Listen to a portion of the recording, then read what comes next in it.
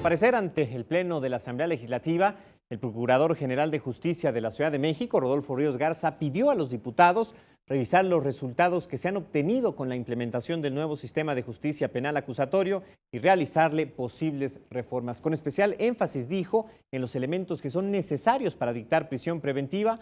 Por otro lado, destacó que durante el periodo que va del 1 de marzo de 2016 al 28 de febrero de 2017, se redujeron en un 7.7% los delitos de alto impacto. Escuchemos. Y de los resultados, habrá que hacer algún análisis de lo que se puede mejorar, de incrementar para la prisión preventiva algunos delitos que nos damos cuenta que laceran a la ciudadanía, que laceran a todo lo que implica la sociedad.